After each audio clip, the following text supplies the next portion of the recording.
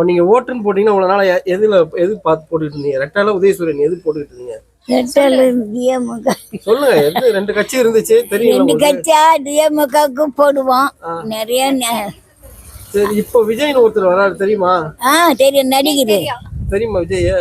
அவர் அரசியலுக்கு வராரு. வராராமா அவரு? அதான் அவர் வந்து 26 அடுத்த வருஷம் வராரு எலெக்ஷனு. வந்தா ஓட்டு போடுவீங்களா? வந்தா போடுவோம். இல்ல வந்தா போடுவோன்றீங்க, ஏதாவது பண்ணாதானே?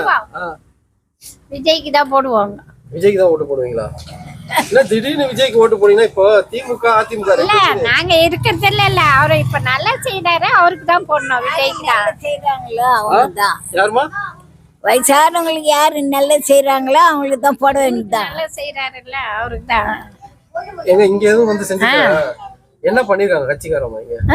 என்ன செஞ்சாங்க கட்சிக்காரங்க இங்க? எங்க ஊர்ல என்ன வரல எதுக்குமே. இங்க யாரும் அந்த மாதிரி இல்ல. நாங்க டிவில பார்த்தது வரையும் சொல்றோம். விஜய் கட்சி வந்ததுன்னா நல்லது பண்றாங்க, வந்தா அவருக்கு ஓட்டு போடுறோம் அப்படின்னு. நீங்க போடுறீங்களா? போடுறேன் சாமி, போடுறேன். விஜய் ஒருத்தர் அரசியலுக்கு வராது தெரியுங்க? தெரியும். அதான் அப்ப அந்த மாதிரி வரவங்களை வந்து எப்படி அவரு வந்தா செய்வார் நினைக்கிறீங்களா? வர நல்லதுன்னு நினைக்கிறீங்களா? இப்போதானே வந்திருக்காரு, போதான் தெரியும். நடுவில் ரஜினி கமல் 2 பேருமே வந்துட்டு பேக் வாங்கிட்டாங்க. ஆமா, இப்போ இவர் வராது.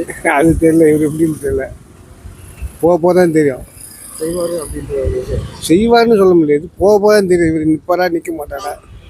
அரசியல் சிரிக்கிறது எவ்வளோ கஷ்டம் அப்படின்னு. ஆமா, எப்படிப்பட்டவனு பேக் அடிச்சுட்டா இவர் என்ன தெரியும்? கஷ்டம் தான் வருது. சினிமா அப்படின்னு ஒன்று இருக்கிறதுனால நான் அதை வச்சு நான் வந்துடுவேன் அப்படின்னு எல்லாரும் வரட்டும், வந்தால் நல்லது தானே. இது வரைக்கும் 100 கோடி ரூபா ஒரு படத்துக்கு சம்பளம் வராது.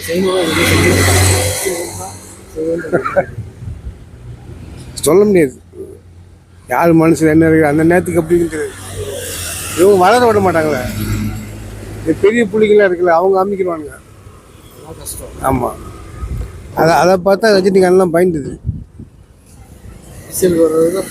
பாலிடிக்ஸ் எல்லாத்தையும் சமாளிக்கணும், சமாளிச்சு வரணும்.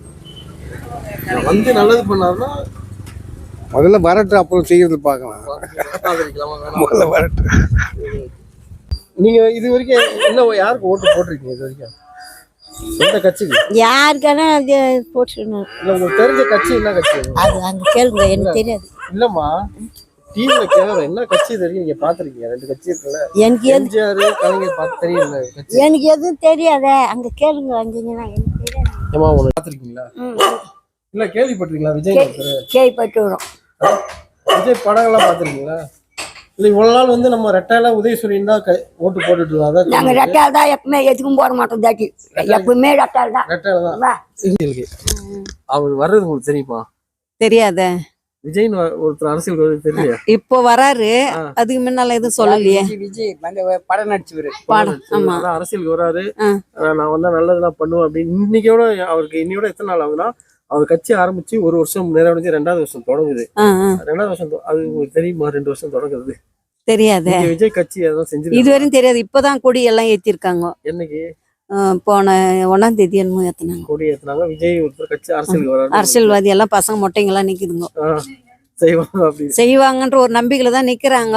அது நம்மளால இல்ல. ஒரு படத்துக்கு ஒரு 100 கோடி ரூபாய் சம்பளம் வாங்குறாரு. 1 கோடி ரூபாய் ஒரு கிராமத்துக்கு ஒரு சமுதாய கூட கட்டினா கூட ஏழை மக்கள் வந்து கல்யாணம் பண்ணிட்டு அப்ப செய்யாத இப்ப அரசியல் வந்து செய்யன்னு சொல்றது நம்புறாம இருக்கா?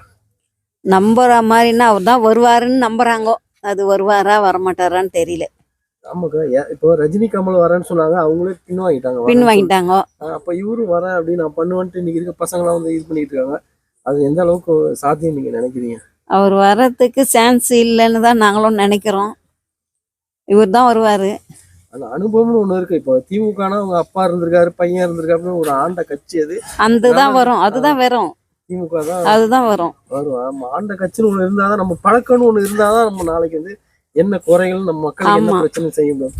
புதுசா வந்தவங்க எல்லாம் இது விஜயகாந்த் வரன்னிட்டு எவ்வளவு கோடிக்கணக்குல செலவு பண்ணாரு. எவ்வளவு ரஜினி வந்தாரு, ரஜினி கோடிக்கணக்குல செலவு பண்ணாரு. யாரும் வந்தது கிடையாது. இவர் தான் வருவாரு. முக ஸ்டாலின் தான் வருவாரு. அவர் ஆட்சியில் உங்களுக்கு முக ஸ்டாலின் ஆட்சியில் ஓரளவுக்கு பரவாயில்லையா? பரவாயில்ல. ஐயா, இப்போ உங்களுக்கு தெரியுமா ஐயா விஜய்னு ஒருத்தர் வர்றது? படம் நடிகர். அதான் விஜய். சொல்லுங்க. இல்ல அவருலாம் வந்தா அரசியலுக்கு வந்தா செய்வாரு நம்புறீங்களா? வாட் நானும் சொல்றேன்னா ஐயா அவர் தான்றது கிடையாது. அந்த மக்கள் உள்ளத்துல இருந்து ஒன்று இருந்துன்னு வச்சுக்கோ, அப்படியே பைட் வச்சுன்னு வச்சுக்கோ, அவரே முன்னேறிடலாம். அதெல்லாம் இயற்கையில வர்றது. சொல்ல முடியாது. இல்ல ரஜினி கமல்னு ஒருத்தர் அவங்களும் அதெல்லாம் சும்மா சார், அதை விட்டுருங்க. ஆக மொத்தத்தில் விஜய் வராருன்னு சொன்னா அவர் பணம் செலவு பண்றாரோ பணம் செலவு பண்ணலையோ, ஆக மக்கள் முயற்சி எடுத்துட்டு வச்சுக்கோ. ஆக மொத்தமே விஜய்க்கு போடுறா, அவன் மோசடி பண்ணிட்டான், இவன் ஸ்டாலின் மோசடி பண்ணிட்டான் என்ன அப்படின்ட்டு ஒரு பண்பாடு வந்துட்டு பிறகு அப்புறம் விஜய் வந்தாலும் வந்துடலாம். அண்டர்ஸ்டாண்ட் அவ்வளோதான் சொல்ல முடியும். உங்களுக்கு நீங்க விஜய் படம் எல்லாம் பாத்துருக்கீங்களா? பாத்துக்கிறேன் ஐயா. பிடிக்கும். என்ன விஜய்க்கு நீங்க ரசிகரா இருக்கு? ஆமா, ரசிகர் தான் நான்.